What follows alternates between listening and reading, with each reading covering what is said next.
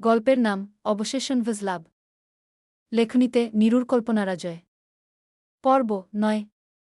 বাবা, তুমি আমায় মিথ্যে বলেছিলে। আয়ুষ পরদিন সকালে বাড়ির প্রবেশদ্বারে ওসমান মির্জাকে ড্রয়িং রুমে চা খেতে দেখতে পেয়েই বলল। ওসমান মির্জা হতচকিত নয়নে ফিরলেন। হয়তো সকাল সকাল এমন প্রশ্ন তিনি আশা করেননি। চায়ের কাপে চুমুক বসিয়ে আয়ুষের পানে নজর নিবদ্ধ করলেন। পরিপূর্ণ শীতল কণ্ঠের বাণী ছুড়ে দিলেন ছেলের উদ্দেশ্যে। আয়ুষ, সকাল সকাল এসেছ। যাও, আগে ফ্রেশ হও। আগে আপনি আমায় বলুন, আপনি আমায় মিথ্যে কেন বলেছেন? কোনো মিথ্যে? চায়ের কাপ ডিশে স্থানান্তর করতে করতে তিনি কুঞ্চিত ভ্রুতে শুধালেন। আপনি বলেছিলেন শাইন চৌধুরী রাশেদ আঙ্কেলের ছেলে। কিন্তু রাশেদ আঙ্কেলের তো কোনো ছেলে ছিল না। বিশেষ করে আমার চেয়ে বড় তো নয়। আহা, এটা ওই রাশেদ আঙ্কেল নন। তোমার ওনাকে চেনার কথা নয়, উনি অনেক বড় বিজনেস টাইকুন। তাহলে কে উনি? আজই দেখতে পাবে। আজ? আজ কি? কপাল কুঁচকে আয়ুষ শুধাল। ওসমান মির্জা জবাবে বললেন, দেখতেই পাবে, সন্ধেতে তৈরি থেকো। কথাটুকু বলেই ওসমান মির্জা প্রস্থান করলেন। তখনই আয়ুষের ফোনে একটি নোটিফিকেশন এলো, যাতে ইংরেজি গোটা গোটা অক্ষরে লিখিত। It seems like you have more interest in others than your own life. Remember, you have only 23 days left. See you soon. Ayush আবারও নিজের মস্তিষ্কে তীব্র ঝাঁকুনি অনুভব করল। জ্বরের প্রভাব সাথে এমন চাপে সে অসুস্থ হয়ে হাসপাতালে ভর্তি হওয়ার উপক্রম হল। তাহলে কোনোভাবে কি শাইন এমকের লোক? আয়ুষ চুপচাপ নিজের ঘরে গেল। সাজ ঘরে নেই। সাজের ব্যবহৃত জিনিসপত্র এবং নিজের ব্যবহৃত প্রয়োজনীয় দ্রব্যাদি সম্পূর্ণ বিভেদ করে রাখা। উভয়ের কেউই সেই সীমা লঙ্ঘন করে না। আয়ুষ নিজের রুমে পৌঁছাতেই অগোছালোভাবে এলোমেলো পদক্ষেপের সম্মুখের এক ফুলদানির কাছে গেল। রাগান্বিত ভঙ্গিতে ফুলদানিখানা তুলেই প্রথমে আছাড় মারল। পরপর রুমে থাকা প্রতিটি ফুলদানি ভেঙে ফেলল চোখের পলকেই। রুমে ততক্ষণে মালিহা বেগম ছুটে এসেছেন ভাঙচুরের আওয়াজ। সাথে চৈতি চৌধুরী এবং প্রহেলী আক্তারও রয়েছেন। সাজ কাচুমাচু করে পেছনে লুকিয়ে। কি হচ্ছে না হচ্ছে সে বুঝে উঠতে পারল না। মালিহা বেগম চেঁচালেন ছেলেকে। এই, কি করছ কি আয়ুষ? মাথা খারাপ হয়ে গিয়েছে তোমার? আয়ুষ বারণ শোনে না। তার তীক্ষ্ণ নজর পড়ে সামনের দেওয়ালে থাকা একটি বৃহৎ এবং ঈষৎদামি পেইন্টিংয়ের উপর। রাগত্ব স্বরে সে বলে, বলবে না, একটা কথাও বলবে না কেউ। এখান থেকে যাও আর আমাকে একা থাকতে দাও। যাও। কথাটুকু বলেই ভীষণ শব্দ করে পেইন্টিংখানা নিচে ফেলে ভেঙে ফেলল। ছবিটির উপরে থাকা কাচের আস্তরণ ভেঙে চূর্ণার হল। আয়ুষ পায়ের সাহায্যে তাতে চাপ প্রয়োগ করে বারংবার তাতে সম্পূর্ণ ছবিখানা নষ্ট হয়ে গেল। এতক্ষণ এসব কিছু হুডি পরিহিত কেউ একজন অতি আনন্দের সহিত পর্যবেক্ষণ করলেও এই পর্যায়ে এসে তার রাগের পারদ উচ্চ হল। আপনমনে বিড়বিড়িয়ে উঠল, shit shit shit, damn it. ছবিটি নষ্ট করার পর মুহূর্তেই আয়ুষের ঠোঁটে ফুটে উঠল ক্ষীণ হাসি। দরজার দিকে তাকিয়ে সাজের পানে তাকাল, যার মুখশ্রী আপাতত ফ্যাকাশে এবং চিন্তিত। আয়ুষ পর্যবেক্ষণ করল তার প্রতিটি পদক্ষেপ। ভীত মুখশ্রী, ঘর্মাক্ত কপোলদ্বয়। আয়ুষের হাসির মাত্রা তীব্র হতে গিয়েও হয় না। বিদ্রূপের হাসিটুকু গিলে ফেলে আপনমনে বিড়বিড় করে, আল্লাহতায়ালা তার পবিত্র বান্দাদের প্রতিটি বিপদের সাথে থাকেন, প্রতিটি বিপর্যয়ের উত্তম মাখরাজ দিয়ে থাকেন। কেবল ধৈর্যের মাত্রায় কোনো কার্পণ্যতা না করলেই সকল কিছুকেই পরাস্ত করা সম্ভব। আয়ুষ সকলকে বের করে দেয় রুম থেকে। সেই পেইন্টিংয়ে থাকা ক্যামেরাখানা হাতে নিয়ে নিগুচক্ষে পরখ করে। উহু, এখানেই শেষ নয়। বরং তার কক্ষের প্রতিটি কোণায় ক্যামেরা ফিট করা। যার মধ্যে আপাতত মেইন ক্যামেরাটি বিনষ্ট করতে সে সফল হয়েছে, যেটার মাধ্যমে সম্পূর্ণ রুম ক্যাপচার করা যেত। বাকি ক্যামেরাগুলো কোণায় হওয়ার কারণে সেসব কেবল একদিকেই ক্যাপচার করতে পারে। কোনো না কোনো দিকের একাংশ বাদ পড়ে, যার দরুন বর্তমানে আয়ুষের কার্যকলাপ ক্যামেরার আওতাভুক্ত নয়। আয়ুষ দ্রুতবেগে ওয়াশরুমে ঢোকে, যেখানের একপাশ ফ্রেশ হওয়ার জন্য, অর্থাৎ বেসিন সাইড। আরেকটু ভেতরে গেলেই বাথটাব। আয়ুষের কক্ষের দুটো ওয়াশরুম। সেখানের মাঝে আয়ুষের ব্যবহৃত ওয়াশরুম হল এটি। আয়ুষ দ্রুততায় চোখমুখ ধোয়। সামনে থাকা আয়নার পানে তাকিয়ে মুচকি হাসে। যেন অপর প্রান্তে তার এই হাসির অপেক্ষাতেই কেউ ছিল। শোনো, আজ তোমাদের একটা পার্টিতে জয়েন করতে হবে। সবাই সন্ধ্যা ৬টায় তৈরি থাকবে। কেমন? সময়টা বিকেল ৫টা। বাড়ির প্রত্যেক সদস্য আপাতত নিচে নেমেছে। তিয়াতো, তাউসি, ঝিলিক এবং নির্ঝর সকলে একসাথে। সাজ এসে সকলের মাঝে নুডলসের পকোড়া দিয়ে গেল। ঝিলিক এমনভাবে সকলের সাথে মিশছে, তাকে দেখে বোঝাই গেল না যে কিছুদিন আগ পর্যন্ত মেয়েটা নিজের জীবনের প্রতি বিতৃষ্ণা রেখেছিল। আয়ুষ, বতীত সেখানে সকলেই উপস্থিত। নির্ঝর শুধাল, কিন্তু বড় বাবা, কোথায় যাব? তিনি হাসলেন। হেসে বললেন, গেলেই দেখতে পাবে। সকলেই দ্বিধায় পড়ে গেল। কোথায় যাবে? কোন পার্টি? তিয়া ঝিলিককে বলল। সেসব বাদ, ঝিলিক তুই বল, কি পরবি? ম্যাচ করবি? নির্ঝর ফোরন কাটল। তোর খালি সাজগোছ নিয়েই থাকা চাই, তাই না? উফ, ছোট ভাইও, তুমি একদম কিছু বলবে না? ঐশী মাঝে কথা বলল। সেসব বাদ, আগে বল, এক্সামের প্রিপারেশন নিয়েছিস তিয়াতোতা? হয়েছে। এলেন আরেক বিদ্যাসাগরের নাতি। ঐশী ভ্রু কুঁচকে তাকাল নির্ঝরের পানে। বলল, নিজের মতো ভাবো নাকি সবাইকে? এই আমাকে নিয়ে বলবি না একদম। জানিস আমার পেছনে কত মেয়ের লাইন পড়ে থাকে? ভাব নিল নির্ঝর। ঐশী তা দেখে বিদ্রূপের হাসি হাসল। বলল, ছাপরিদের প্রতি মেয়েদের একটু আলাদাই টান থাকে। এই আমি কিন্তু তোর বড়।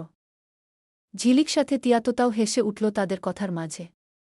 নির্ঝর তা দেখে কপাল কুঁচকে বলল, হাসছিস তোরা? ঝিলিক হাসি থামিয়ে বলল, আরে থামো তোমরা। চলো আগে তৈরি হয়ে নিই, নয়তো দেরি হয়ে যাবে, সন্ধে হতে তো আর বেশি দেরি নেই। সকলে একমত হল। ছোটরা উঠে চলে গেল যার যার মতো করে। তারা চলে যেতেই শাহাদাত মির্জা শুধালেন, ভাইজান, কোথায় যাওয়ার কথা বলছেন?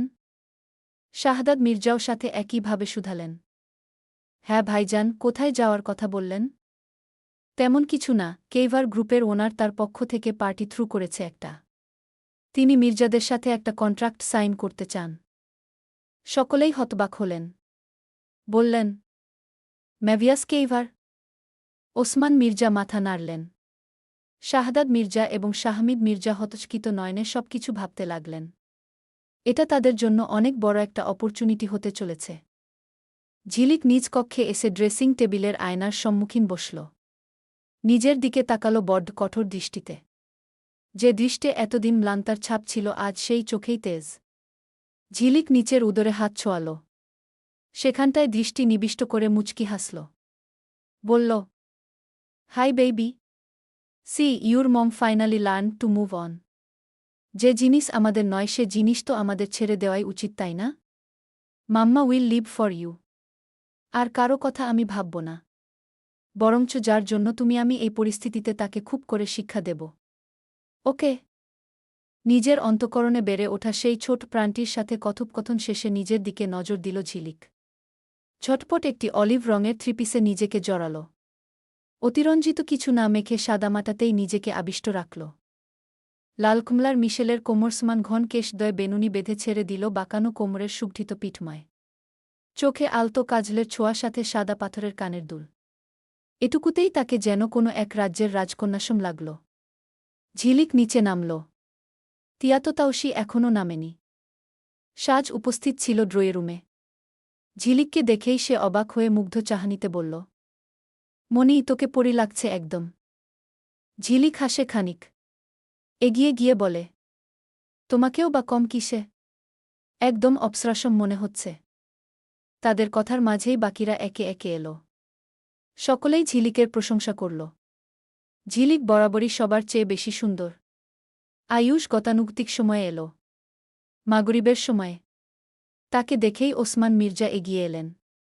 বললেন, আয়ুষ, সকালে বলেছিলাম না তৈরি থাকতে? এখন চলো, দ্রুত নামাজ আদায় করে বেরোবে। আয়ুষ অবাক হল। কপাল কুঁচকে বলল, কোথায় যাব? আর কেনই বা যাব? আহা, এত কথা বলো না, দ্রুত যাও। আয়ুষ গেল।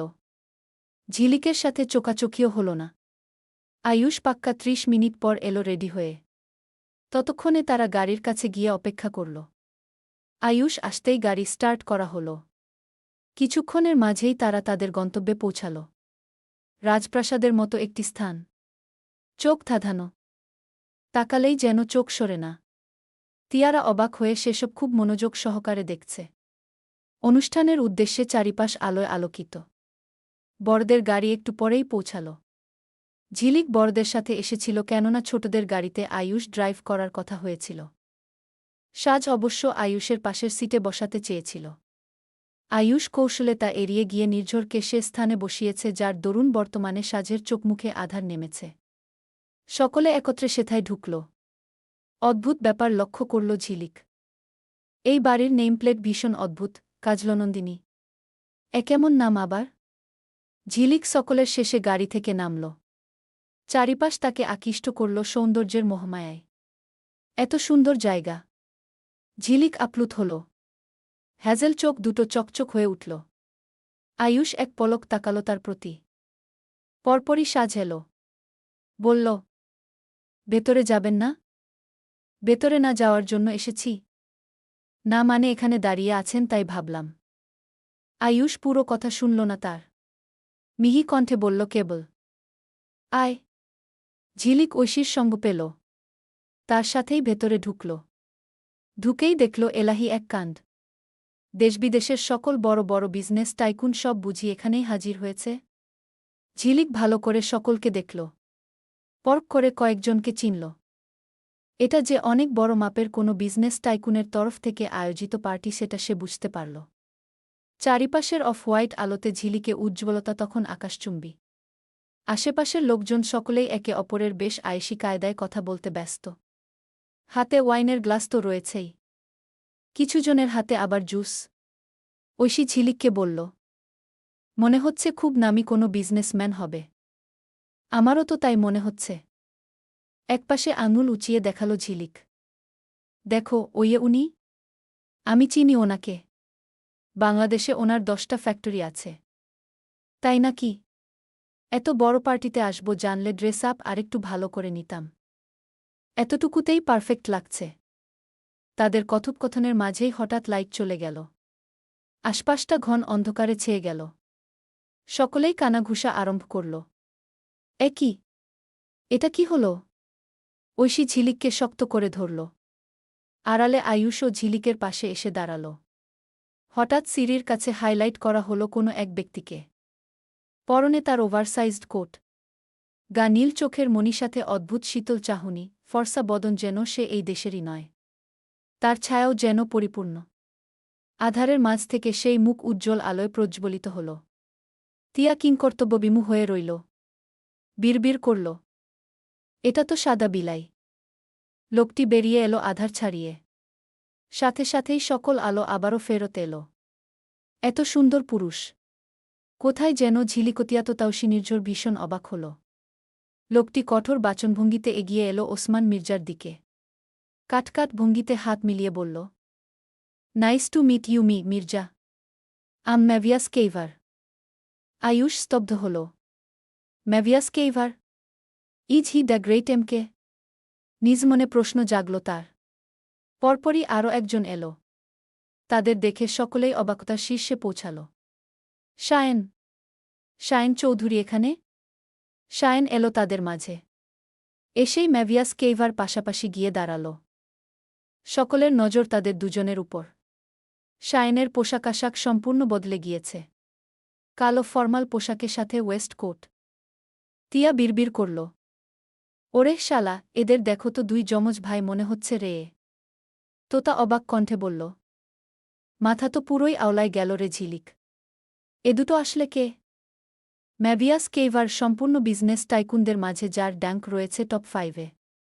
যার সাক্ষাৎ আজ অবধি খুব কম মানুষই পেয়েছে। সে নাকি মির্জাদের সাথে একটি প্রজেক্ট ডিল করতে চায়, তাও আবার নিজ থেকে। ব্যাপারটা অদ্ভুত ঠেকল আয়ুষের নিকট। আয়ুষ পাশ কাটিয়ে তাদের সামনে গেল। সঠিকভাবে পরখ করে নিল ম্যাভিয়াস কেইভারকে। পুরুষটিকে আগেও কোথাও দেখেছে আয়ুষ তাকে। তার হাতে করা সেই বড় সাপের মতো পেঁচানো ট্যাটুখানাই তার প্রমাণ। আয়ুষ চোখ ঘুরিয়ে আশপাশটা বড্ড শান্ত দৃষ্টিতে দেখে নিল। ওপরতলার বড় বড় সকল রুম। আয়ুষ গম্ভীর মুখে এগিয়ে গেল ম্যাভিয়াসের পানে। হাত বাড়িয়ে বলল, হাই, আয়ুষ মির্জা, মির্জাস গ্রুপের সিইও। রগর্গা ম্যাভিয়াসের ঠোঁটের কোণে খেলে গেল তির্যক রেখার সূক্ষ্ম হাসি। আয়ুষের নজর তাও এড়াল না। উহু, এই লোক কখনোই এমকে হতেই পারে না। এমকে কখনোই এত সহজে জনসম্মুখে থাকতে পারে না। অন্তত আয়ুষের তুখর মস্তিষ্ক এটা মানতে পারছে না। এত সহজে এমকে ধরা দিবে না। এটা কেবল বিভ্রান্তি। ম্যাভিয়াস কেইভার নামকে সম্মুখে রেখে পেছনে এমকের সকল কার্যক্রম চালানোর অন্যতম সূক্ষ্ম বুদ্ধি। আয়ুষ এ ফাঁদে পা দিল না। ওর মস্তিষ্ক অনেক কিছুই হিসেব করে নিল। এও হিসেব করে নিল, এখানেই এমকে আছে। আয়ুষ ম্যাভিয়াস কেইভার এবং শায়নের পানে তাকাল। শায়ন, তার কিসের কাজ এখানে? শায়নের পানে দ্বিধান্বিত দৃষ্টে চেয়েছে শুধাল। আপনি শায়ন, আপনি এখানে? শায়ন হাসল মৃদু। পৌরুষ দীপ্ত কণ্ঠে ছুটল তার শব্দ। কেইভার গ্রুপের অন্যতম প্রধান একজন। এই গ্রুপের 50% শেয়ার আমার ড্যাডের। তাই আমি এখানে। ম্যাভিয়াস তাকাল শায়নের দিকে। চোখে তার কৌতুকের হাসি। উচ্চতায় তারা তিনজনই প্রায় সমান সমান। আয়ুষের নজরে অন্য কিছু। পাশ থেকে একজন এলো, এসেই বলল, আরে ওসমান, কেমন আছো? কতদিন পর দেখা তোমার সাথে। ওসমান মির্জা বহুদিন পর তার বন্ধু রাশেদকে দেখে অবাক হলেন, সাথে চিত্তসন্তুষ্ট হল এতদিন পর নিজের এত পুরনো বন্ধুকে দেখতে পেয়ে। রাশেদ চৌধুরী এসেই জড়িয়ে ধরলেন তাকে। ওসমান মির্জাও সাদরে গ্রহণ করলেন তাকে। শাহদাদ মির্জা এবং শাহমিদ মির্জা চিনতে পারলেন না তাদের বড় ভাইজানের এই বন্ধুকে। আয়ুষেরও একই হাল। সে এই লোককে চিনে উঠতে পারল না। বর্তমানে সকল হিসেব সে গুলিয়ে ফেলছে। লেখিকারও একই অবস্থা। আয়ুষ বাজপাখির নজরে সবকিছু কেবল অবলোকন করতে লাগল। রাশেদ চৌধুরী বললেন, আয়ুষ, মনে আছে আমাকে? অবশ্য কারোরই মনে থাকার কথা নয়। আমি তোমার বাবার বিজনেস পার্টনার ছিলাম। তুমি তখন খুব ছোট ছিলে। অফিসে ওসমান তোমাকে মাঝে মাঝে আনত। মনে নেই হয়তো? আয়ুষ দ্বিধায় হাসে। বলে, জি আঙ্কেল। রাশেদ চৌধুরী শায়নের পানে তাকিয়ে বলে, মিট মাই সন, শায়ন চৌধুরী। শায়ন হাসল সূক্ষ্ম। ম্যাভিয়াসের পানে তাকিয়ে রাশেদ চৌধুরী আবারও বললেন, মিট মাই এনাদার সন। সে যদিও আমার সন্তান নয়, বিজনেস পার্টনার। তবে ছেলের বয়সী তো। সকলে হেসে উঠল কেবল তিনটে মুখ ছাড়া। আয়ুষ ব্যস্ততায় ও চোখ ঘুরিয়ে তাকাল ঝিলিকের পানে। তাকে এখানের মধ্যে দেখা গেল না। আয়ুষের ভ্রু দুটো কুঁচকে গেল। অবচেতন মন অনেক অনেক বাজে কিছু ভেবে বসল। ম্যাভিয়াস আর শাইনকে বাদ দিয়ে সে চলে গেল ঝিলিককে খুঁজতে। তিয়া তো তাকে একসাথে দেখে শুধাল, এই ঝিলিক কোথায়? তারা এতক্ষণ ম্যাভিয়াস আর শাইনকে নিয়ে আলোচনায় মশগুল ছিল। ঝিলিক তো তাদের সাথেই ছিল। এদিক ওদিক তাকিয়ে বলল, জানি না তো ভাইউ, এখানেই তো ছিল। ঐশীও পাশেই ছিল। সে বলল, আশেপাশেই কোথাও হবে হয়তো। অনতিদূরে সাজকে দেখা গেল। নির্ঝরকেও। কেবলমাত্র ঝিলিক ছাড়া। আয়ুষের চিন্তিত মস্তিষ্ক রাগে কেঁপে উঠল। টানাটান পেশিবহুল ফুলে ফেপে উঠছে। মুখাবয়ব রক্তিম হচ্ছে। আয়ুষ মুহূর্ত দেরি না করে দ্রুত আশপাশটা খুঁজে দেখল। উহু, কোথাও নেই। আয়ুষের এমন হন্তদন্ত ভঙ্গিতে ম্যাভিয়াস এবং শায়ন একে অপরের পানে তাকিয়ে মৃদু হাসল। আয়ুষ কি মনে করে দোতলা পেরিয়ে ট্যারেসে গিয়ে থামল। ঝিলিকের অবয়ব দৃশ্যমান হতেই সে দম ছাড়ল। মেয়েটা হুটহাট এমন সব কাণ্ড করে বসে। আয়ুষ দুগদম এগোল। বাহিরের শোরগোল পেরিয়ে দুজন মানবমানবী আকাশের নির্মল ছায়ায়। আয়ুষ খানিকটা রাগত্ব স্বরেই শুধাল, তোমার কাণ্ডজ্ঞান বলতে কিচ্ছু নেই? এখানে এভাবে কাউকে না বলে এসেছ কেন? ঝিলিক পাশ ফিরল। এক ভ্রু উঁচিয়ে টানটান গলায় বলল, কেন? আপনার তাতে কি? আয়ুষ সম্পূর্ণ অন্যরূপে রূপান্তরিত হল যেন। শক্ত মুখে জবাব দিল, আমার কি হবে? খোঁজার দায়িত্ব তো আমার উপরই এসে পড়ত। দায়িত্ব? আমার দায়িত্ব আপনাকে নিতে হবে কেন? এড়িয়ে যাবেন, যেমন করে এড়িয়ে গিয়েছেন পূর্বেও। Not so tough at all for you Mirza. Ayush কথা খুঁজে পেল না। নিম্ন স্বরে কেবল বলল, নিচে চলো। ঝিলিক চোখ ঘোরাল, যেন সে এমন কথায় খুব বিরক্ত। সে ঘুরে আবারও নিচে তাকাল, যেমনটা সে এতক্ষণ করছিল। আয়ুষের নিজের উপর রাগ হচ্ছে। 7টা দিন প্রায় কেটে গেল, অথচ এখনও ওর দ্বারা একটা ক্লু জোগাড় করা হল না। আয়ুষ নিজেকে সংযত না করেই বলে, ঘৃণা করো আমাকে খুব, তাই না? ঝিলিকের নির্লিপ্ত কণ্ঠস্বর ভেসে আসে। প্রতারকদের প্রতি কোনো অনুভূতি রাখতে নেই। আয়ুষ কেমন করে যেন বলল, একটু অনুভূতি নেই? ঝিলিক ব্যগ্র করে হাসল। অনুভূতি তাকে নিয়ে রাখা যায় যে যোগ্য। আর আপনি? একজন প্রতারককে নিয়ে ঝিলিক মির্জা অনুভূতি রাখবে এমনটা ভাবলেন কি করে? আমার প্রতি তোমার এতটা অনীহা? দেখতেও বিরক্ত লাগে। আয়ুষ কণ্ঠে হালকা অভিমান মেশাল, অন্যমনস্ক হয়ে শুধাল, চলে যাব? ঝিলিক তাচ্ছিলের হেসে শুধাল, কোথায় যাবেন? অত সুন্দর বউ, পরিবার ছেড়ে যাবেনই বা কোথায়? অনেক দূরে, যেখানে তোমার আমার আর কখনো সাক্ষাৎ ঘটা অসম্ভব প্রায়। আয়ুষের এমন কথা খুব সম্ভবত আগের ঝিলিকের কাছে পাথরসম কঠিন কিছু শব্দ মনে হতো। তবে আজ এই মাতি মনে এসব কোনো কিছুই লাগল না ঝিলিকের নিকট। উল্টে দ্বিগুণ কাঠিন্যতায় বলল, চলে যান, যেন এজন্মে আমার আপনি নামক কলঙ্কের কথা কখনো মনে না পড়ে। আয়ুষ ব্যথিত নজরে তাকাল তার পানে। ঝিলিক যদি একবার তাকাত এই চোখে, নির্ঘাত কিছু একটা খুঁজে পেত। আয়ুষ নিজ মনেই বিড়বিড় করল, কিন্তু আমি তা পারব না, আমার শেষ রক্তবিন্দু দিয়ে হলেও তোমাকে আমি রক্ষা করব। ঝিলিকের কাছে আয়ুষের সম্মুখে থাকা ভীষণ তিক্তকর বোধ হল। সে নেমে যাওয়ার জন্য পা বাড়াল। সামনেই দেখা পেল শাইনের। দেয়ালে ঠেস দিয়ে দাঁড়িয়ে। ঝিলিকের অবচেতন মন খানিকটা দ্বিধাগ্রস্ত হয়। শাইন কি সব কিছু শুনে ফেলেছে? পাশ কাটিয়ে সে নেমে যায় দ্রুত পায়ে। শায়ন তার দিকে তাকিয়ে রয় অক্লেশে। ঝিলিক দৃষ্টিসীমানা পেরোতেই সামনে এগিয়ে আসে শায়ন। আয়ুষ শায়নকে দেখেই নিজেকে শক্ত করে নেয়। শায়ন হাতের অঙ্গুরিখানা বড্ড দক্ষ ভঙ্গিতে ঘোরাল। আয়ুষের তুখোর দৃষ্টি সেখানেই আটকে গেল। দৃষ্টি শক্ত হল। শায়ন এগিয়ে গিয়ে ঠোঁট নুইয়ে হাসে। আয়ুষের কাঁধে হাত দিয়ে হাস্যরসাত্মক আদলে বলে, মির্জা, ঘরওয়ালিকে রেখে বাহারওয়ালি? উহু, মোটেও শোভাকর নয় কিন্তু। আয়ুষ রক্তাব আখিতে গলার স্বর কিছুটা বুচিয়ে বলল, mind your language. Relax. Don't be so hyper. বলেই কাঁধ ঝাঁকিয়ে আবারও তির্যক সেই হাসির জোয়ারে ভাসল তার অধর যুগল। আয়ুষ চেয়ে রইল নির্লিপনে। শায়ন বলল, you are too much slow me, Mirza. আমি ঠিক এনজয় করতে পারছি না। দাবা খেলায় প্রতিপক্ষ যদি ততটা স্ট্রং না হয় তবে মজা কিসে? শায়ন দুপা আগাল। নির্লিপ্ত ভঙ্গিতে পা ফেলতে ফেলতে শীষ বাজাল গানের সুরের। আলতো ছোঁয়ায়, চোখের চাওয়ায়। পাওয়া না পাওয়ার কি যে নেশা! সেই স্মৃতিটাই আজও হাতড়াই। হারিয়ে ফেলা ভালোবাসা। পরক্ষণেই তার শক্তপোক্ত গালে পুরুষালী এক ঘুষির প্রভাব পড়ল। কিছুটা পিছিয়ে গেল শায়ন। ঠোঁট ফেটে রক্ত গড়িয়ে পড়ল। শায়ন ঘুরে দাঁড়াল। রক্তাক্ত ঠোঁটেই হেসে উঠল। পরপর আরও একখান ঘুষি তার মুখের উপর পড়ল। আরও দুগ্ধম পেছল সে। আয়ুষ নিজের ব্লেজার খুলে অদূরে ছুঁড়ে মারল। পেশিভুল পেটানো শরীর দৃশ্যমান হল। শায়ন কেমন পাগলের মতো হাসল আয়ুষের এমন দৃশ্যে। উঠে দাঁড়িয়ে বলল, dude, you are really a slow man. আয়ুষের শরীর রাগে কেঁপে উঠছে বারংবার। মুখ ফুঁড়ে বেরিয়ে অস্ফুটে দুটো অকথ্য ভাষা। শালা, মাদার চোদ। শায়ন নিজেও থেমে থাকল না। এগিয়ে গিয়ে আয়ুষের কলার টেনে ধরল।